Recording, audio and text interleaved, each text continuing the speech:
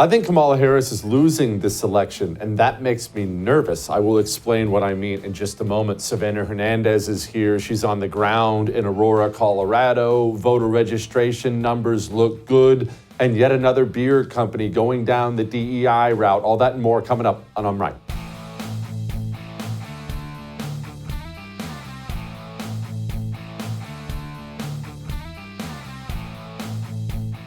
Let's have a talk about something that's difficult to explain, difficult to describe: momentum.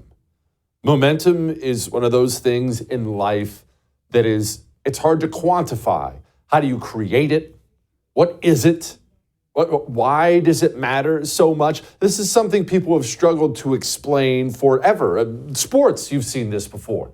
I remember back when I used to watch the NFL religiously, I remember like it was yesterday, my Giants, I was a Giants fan, I believe they were up 27 points, I think it was, in the third quarter, late in the game, 27 points. And things started to go bad, and you could feel it. At one point, they were still up by a couple touchdowns, and I'm sitting at home saying, we've lost this game. I can tell. And they did. They lost the game. You could feel the momentum. I don't know how to describe it. I don't know how to create it, but I know it when I see it. And right now, what I see in the presidential race is all the momentum is on Donald Trump's side. And this is me. I would tell you if I thought things were going wrong or it was a disaster. It's way beyond poll numbers. And poll numbers are here or there. They look good, pretty good for Trump. You can always find one that looks good for Harris. The momentum, you can see it and feel it. Harris just had the DNC, the Democrat convention. And from that, you're supposed to get a big bounce in the polls, a nice little bump in the polls. Traditionally, when a party has its convention, the nominee gets a bump in the polls. Dome didn't. Nothing. Even if she did, it lasted 5 minutes and it's gone. And since then, she's been sliding backwards and backwards and backwards. And I'm going to get to the bad part of this in a moment. Just stay with me. It feels like everything is going Trump's way. It feels like the momentum is on his side. RFK Jr. endorsement was a big deal. Trump is out there on he's doing every podcast. He's doing every show. Dome isn't doing anything. She's done one sit-down interview. And that sit-down interview, let's discuss that because that's going to lead us directly into the debate with Dana Bash, was a disaster. And this is what I mean when I say it was a disaster. This woman has a reputation for being an airhead who doesn't know anything about anything and has no personality. And that sit-down with Dana Bash could not have possibly reinforced that notion anymore. It was the friendliest of friendly interviews from Dana Bash, which of course it would be. And even then, if you paid any attention to it, you saw Dome brought notes along and she spent her whole time talking like this, reading down at her notes. She just doesn't know anything. She doesn't know anything about anything. And that brings us to the debate. The debate is September 10th. The debate is coming next week. September 10th, ABC. Dome will have to stand on stage and she will have to debate Donald Trump. Now, Trump has had great debates. His last debate with Joe Biden was great. Trump has had terrible debates. The first debate he did back in 2020 against Biden, everyone remembers what a disaster that was. So he's had good ones. He's had bad ones. I don't want to act like Trump is the best debater in the world. He can be great. He can be bad. But he's so much better than she is. You've seen him talk. He just doesn't need notes. He's not reading something the whole time. He knows things. He's done this his whole life. He sits down and he can rattle off stats and facts and statistics, and he's good at that. He doesn't even need notes. And this debate coming up on ABC next week has a couple huge things that are just going to crush Dome. I don't know how. I'm still not totally convinced she's even going to show up to the debate because, one, she's not allowed to have notes. And let's remember, this woman has to have notes. We've spent 3.5 years mocking Joe Biden, mocking his mental decline, mocking the fact that he needs cue cards, teleprompters, he can't complete a sentence. But we've ignored the fact his vice president, who allegedly does have a functional brain, she can't either. She doesn't know anything about any subject at all. And so without notes, you just have dome. It's just her and whatever is rattling around in that empty head of hers. That's the one thing that's going to hurt her chances. And the second thing, and this is a huge problem for the Harris campaign, is the mics being muted. The mics being muted is devastating to Dome. Why? It takes away the one thing she could do during that debate to curry favor with certain segments of the population. You see, there's an old saying, you've heard me say this before in law. There's an old saying, you know a lawyer, he's heard this saying, he's probably said it to you before. When you're in a trial, if you have the facts of the case, you pound the facts. You just bring them up over and over and over again if the facts are on your side. If you have the truth on your side, you pound the truth over and over and over again. Maybe you don't have video footage, but the truth is on your side, so that's what you pound. If you don't have any of those things, you pound the table. What's that a lesson in? Well, you have to play to whatever your strength happens to be. Dome's one and only technique when she has debated in the past, and I want to give credit where credit is due, Mays is the one who dug this one out. She debated Mike Pence, and she used this line over and over and over again, the "I'm speaking" line. Mr. Vice President, I'm speaking. I'm speaking. Mr. Vice President, I'm speaking. Well, wait. I'm speaking. It'd be important if you said the truth. Mr. Vice President, I'm speaking. I'm speaking. Okay.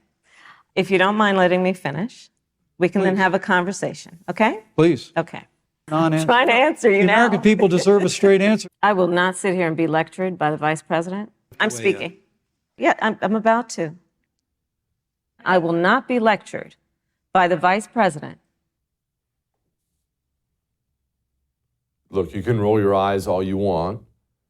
That doesn't resonate with me at all. But that "yes, Queen" stuff, it's a debate technique. It's not just a one-off there with the debate with Pence. She's used this recently on the campaign trail with people in the crowd. I'm speaking. She loves to do it. It's part of how she covers up for the fact she doesn't know anything. The Kamala Harris campaign has bent over backwards to get the mics unmuted during the debate so Donald Trump can interrupt her and so she can do the one thing she knows how to do. I'm speaking, but the mics are muted and Dome doesn't know anything and she's not allowed to have notes. And I said all that to say this. Right now, all the momentum, it feels like it's with Donald Trump. As of September 10th, debate night, I know this is a bit of an early prediction, but I think that's going to get even worse for the Harris campaign. You may remember how bad the Trump-Biden debate was for Joe Biden.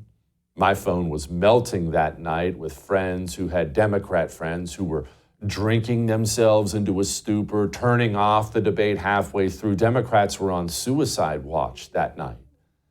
What happens on September 10th with all the momentum already in Trump's corner if Trump goes out there and slaughters Kamala Harris during that debate? And right now, that is the likely outcome. Well, that brings me to the negative of all this. Let me tell you what happens.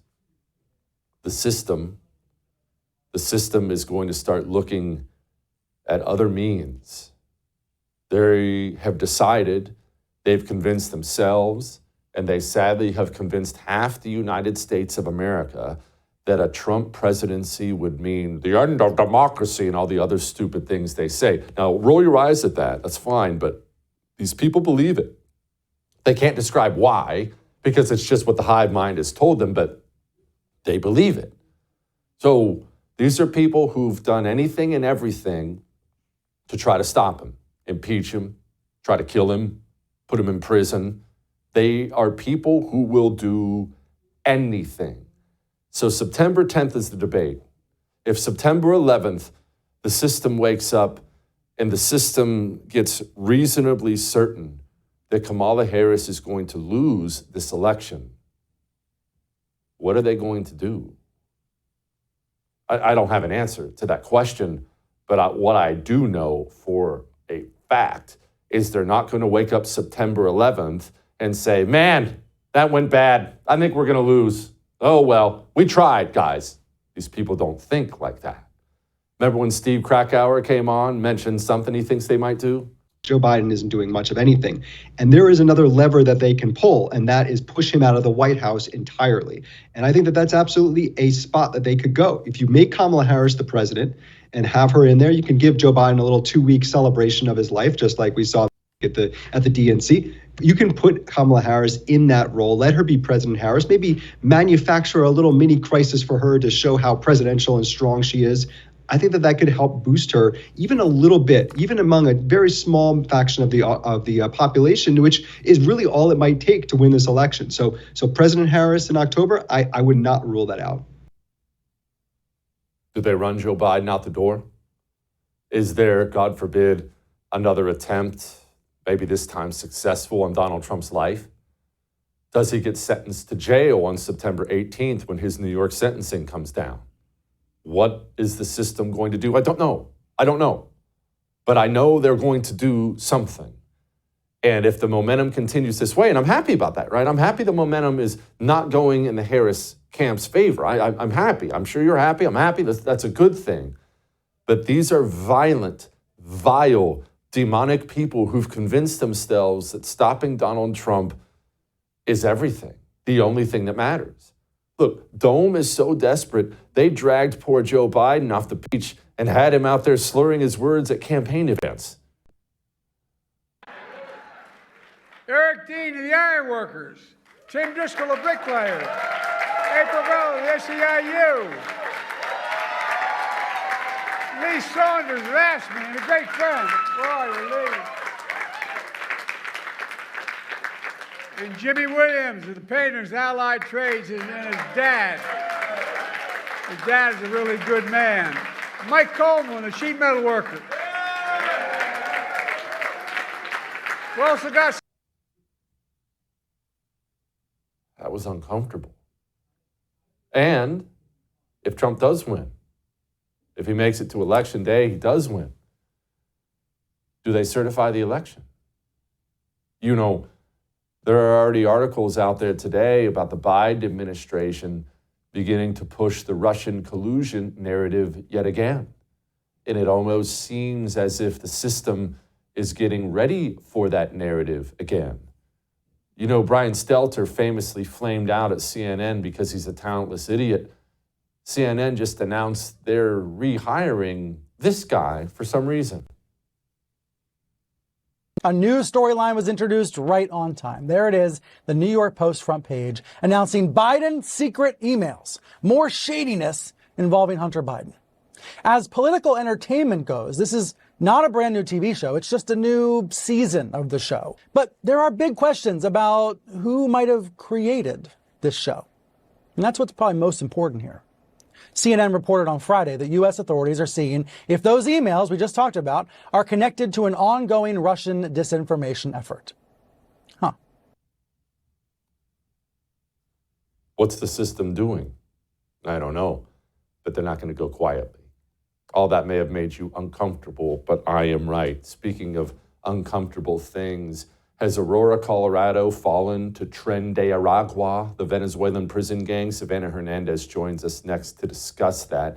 Have you fallen for the lie that you got to have T-Mobile, you got to have Verizon, you got to have AT&T, otherwise you'll drop calls? Have you bought that lie? Well, I don't like this company, but I need that network.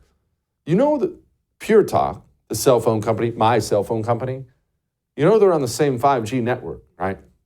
I switched from T-Mobile to Pure Talk, and not only did my bill get cut in half, I actually have better coverage now than I did before. I used to drop calls in my living room all the time. It was friggin' obnoxious. Not with Pure Talk. I don't drop calls like that anymore. The patriotic cell phone company that shares and promotes your values. Go, switch, it's cake. puretalk.com/JesseTV. We'll be back.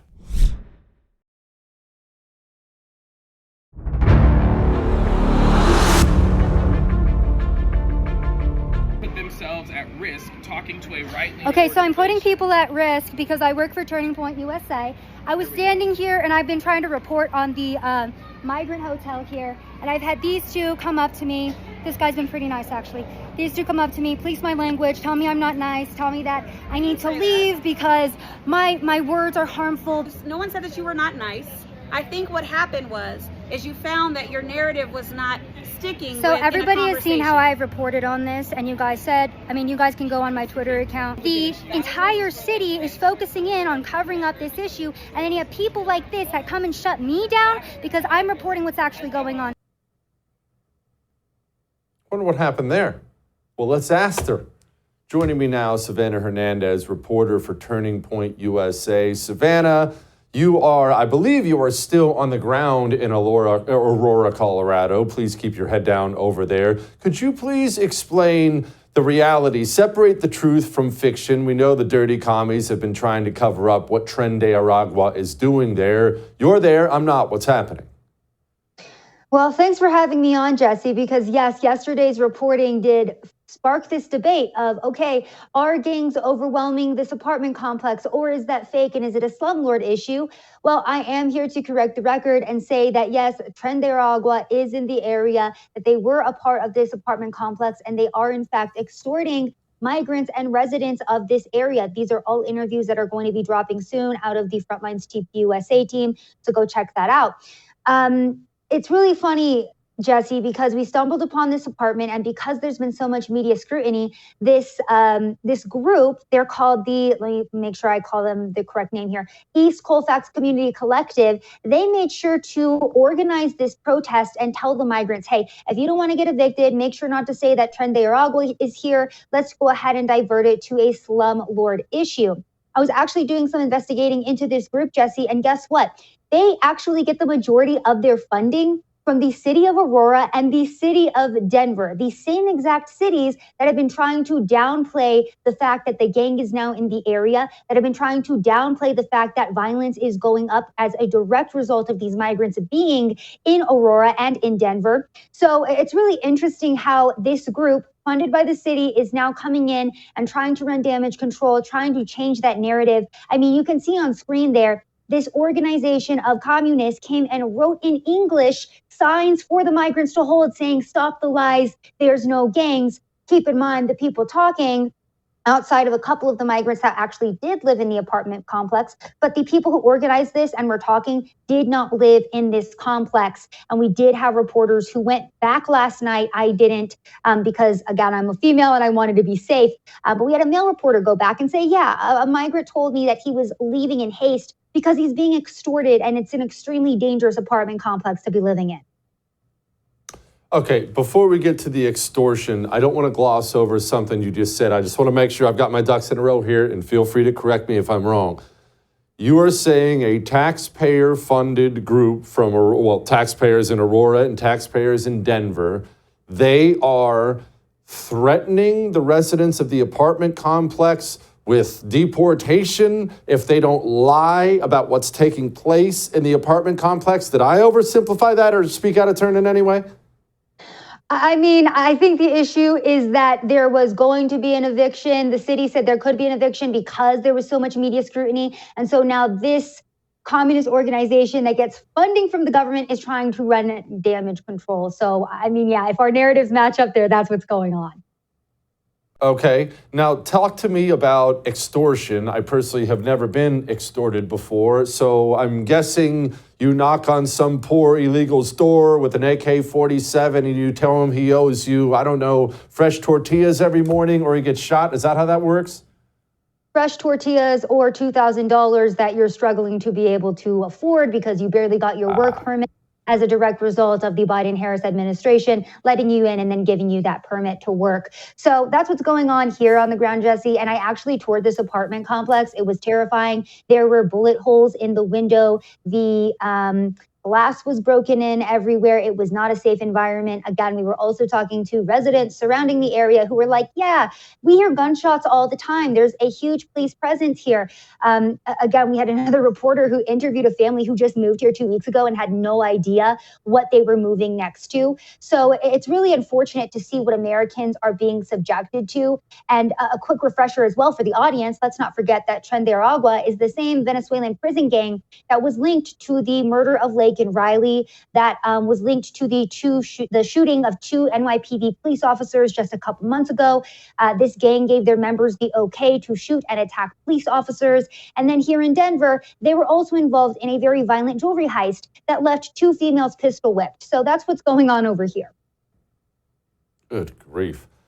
Savanah, I had a whistleblower, a cop in Aurora, Colorado, reach out to me privately and explain that this issue extends way beyond one apartment complex in Aurora. He said this is an issue that is spreading throughout that town. You're there. Are you seeing it? So we're actually going to be going to several apartment complexes and hotels where we are hearing rumors that this is happening.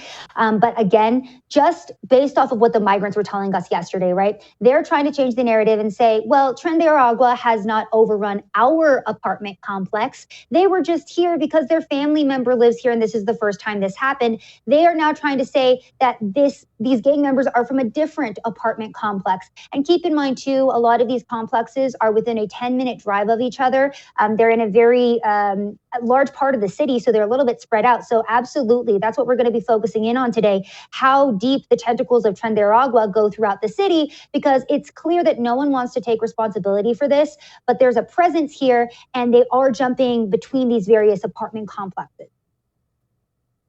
Let's switch gears because you did another video from a Dome rally, and I thought, man alive, this was pretty revealing. Here it was. What do you think was Kamala Harris's most memorable moment as VP? Ooh, I was gonna say all of the memes and the internet. Yeah, I was like, just her dancing all around. I'm just like, yes. I mean, when she was with, I think she was like making curry. I mean, like, I'm not really too crazy about anything that she has, but I just know that what she does have is actually going to work. I think just in general, her being able to take over the position and be the first female vice president has been impactful enough. What is your response to people who say, well, she's been in office for the past 4 years and she hasn't done anything? What's your response to that? I think that's an unfair. I think that she has shown strong support for unions. I think that a lot of the criticisms of things like the border are completely overblown. So, Savanah, these people really are in a cult, aren't they? Yes, Jesse, and thank you for triggering my PTSD of having to be at that event and go and speak to those people.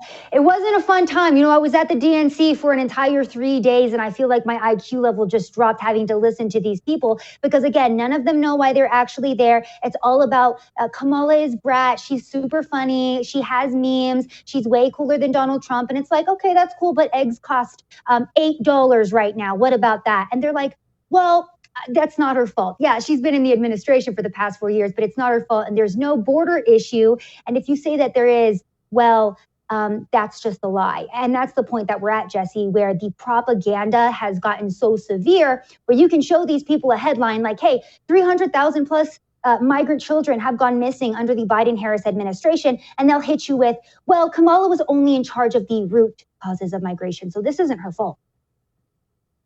Man. Imagine being part of the cult of Dome. How embarrassing that would be. Savanah, thank you. I appreciate you so much.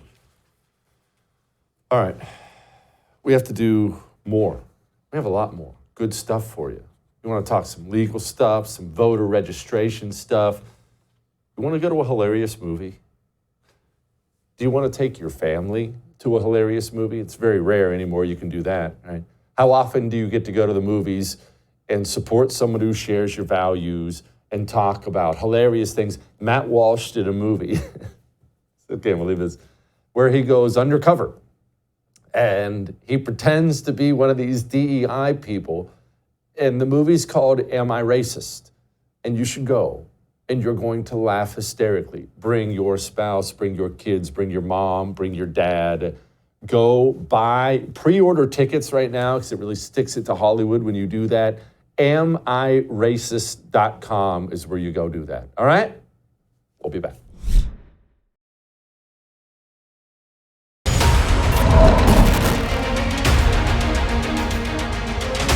Communists are dirty liars, and they are shameless. Did you hear what Dome's campaign did?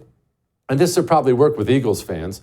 They went around Philadelphia calling her the official candidate of the Philadelphia Eagles, and they even linked to the Eagles website. And the Eagles had to come out and say, wait, what? It wasn't us, but that's how underhanded these people are. Joining me now, Cliff Maloney. He is the founder of Pennsylvania Chase, and we really need him to be successful. Cliff, as a former New York Giants fan, I don't watch the NFL anymore. The last thing in the world I'd ever want to do is put any faith in Philadelphia Eagle fans, but surely they saw through this, right? Yeah, believe me, it was a bit of a shock. You know, I am a diehard Eagles fan, and after getting through all the DEI and woke stuff, I happen to still be. So say a prayer for me. It's going to be an interesting year. But yeah, seeing this scared the heck out of me, right? I mean, it's like they did a pretty good job, but this is what Democrats do. You know, they distort the truth. They're always trying to present things. And unfortunately, I hate to say this, low information voters in Philadelphia, you know, they probably see the headline, they're scrolling, they see it and think, oh, wow, I guess the Eagles are supporting Kamala Harris. But luckily, you know, there was so much pressure, not just from people on the right, but just the media in general asking them that it forced the Philadelphia Eagles front office to come out, make a statement. But talk about an embarrassing thing for Democrats. But that's their path to victory. Lie, steal, cheat, and figure out how you can distort the truth to try to get votes. And unfortunately, we have to be prepared to combat it. But it did make my my heart stop for a second thinking, you know, this might be a real ad. Yeah, that's not good. Okay, speaking of football, let's talk about blocking and tackling, the stuff that actually wins elections. Mail-in ballots, Pennsylvania. Give us a sit rep on the ground there.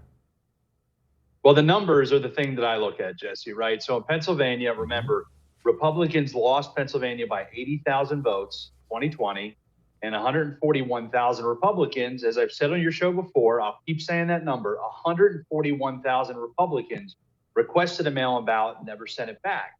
So where are we right now? Well, if you look at the timeline of this far from the election in 2020 compared to today, Democrats are down 132,000 mail-in ballot requests. So let me make this clear for everybody. In Pennsylvania, you have to request a mail-in ballot each year. They don't get sent out like some of these crazy states to every single voter. And so Democrats, the way that they have a path to victory is they have to run up the score like they did in 2020 when it comes to mail-in votes. So when they're down 132,000 Democrat requests, they're in trouble. And so it's our job to make sure we go out, continue to get Republicans to play the game, play by the new set of rules. But that 132,000 they're down has Democrats scared to death. They cannot afford that type of deficit if they think they're going to beat Trump in 2024. Cliff, on the negative side of all this, let's talk about the signatures. I saw a headline, Pennsylvania courts. Hey, don't worry about that date on what's going on with all this? Yeah, so what happened was in 2022 in Pennsylvania, we won a huge battle, which was we set a precedent that said, look, when you send a mail-in ballot back, it has to be signed, it has to be witnessed, and it has to be dated. And that was a battle that we lost in 2020. Right? But everything changed in 2022.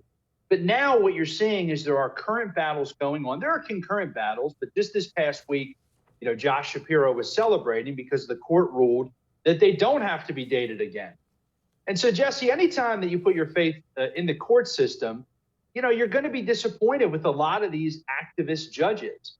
And so I'm not counting on them doing what's right. I mean, you can't date a ballot. Give me a break. You're supposed to be a voting age. You're choosing who's going to make public policy. You can put the date on the dang ballot. But I just say to everybody, expect the Dems and expect the courts to not go our way. And if that's the case, we have to do the work to overcome that, right? That's why with our PA Chase program, I've got 120 full-time ballot chasers on the ground in Pennsylvania right now. And we're going to be there. We launched this past Sunday. And we're going to be there through Election Day, chasing the ballots because we can't rely on activist judges to rule in our favor. We know the Democrats will pull out all the stops. They have unlimited money. And so we can't assume we're going to win this in the courts. We have to win it through the actual balloting process and expect every Democrat ballot to be counted, whether it legally should be or not. That's the battle we're up against. No doubt. Cliff, go get him, brother. All right. We have a wonderful story. Going to put a smile on your face. You ready for some light in the mood? Next.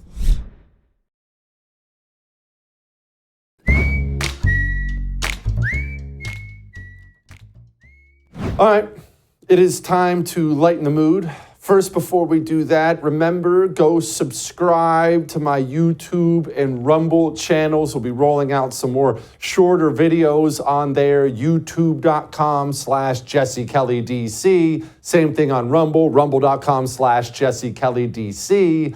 All right, now enough of that. Let's talk about corporate America. We recently covered Robbie Starbucks' efforts, his reporting. He's the one getting this stuff done, where he got Harley Davidson, who was going the way of the commie. He got them to back all the way off and really, really tone down that corporate communism filth. And that's good. Well, Robbie found himself a new target, Coors. Did you know about Coors? Listen to Robbie Starbucks. All right, y'all, I got fantastic news for you. Another win. Last week, we reached out to the CEO and president of Molson Coors. You probably know them for their Coors beers. I was concerned about their woke and DEI-based policies, so I laid out my concerns. I was concerned about woke policies at Coors and DEI policies, so I reached out, I laid out our concerns, and I laid out that we were investigating for a story. After a little back and forth with them, I have got some fantastic news for you. Before we begin with the changes, though, I wanted to point out that this page used to exist, and it no longer does. Now that page looks like this. Isn't it beautiful? This email just went out to all Coors employees, so let's jump into the changes. First, there will be no more woke DEI training. Coors is no longer donating to divisive events like Pride events. Instead, they're going to be donating to their hometown communities and core business goals like alcohol responsibility, disaster relief efforts, and promoting access to higher education and job training for positions in their industry. Employee and executive compensation will no longer be tied to DEI hiring goals. Coors will no longer have supplier diversity goals that give preferential treatment to, quote, diverse suppliers. And I saved the best for last. At least my favorite part of these stories is always when the companies leave the HRC CEI scoring system. Yeah, Coors had 100 on the CEI scoring system, which is essentially a social credit system to push leftism into corporate America. I have had enough of the CEI scoring system, so I've got some great news for you. Coors is in fact stating that they will no longer participate in the CEI scoring system from the HRC. The Corporate Equality Index is on its way out.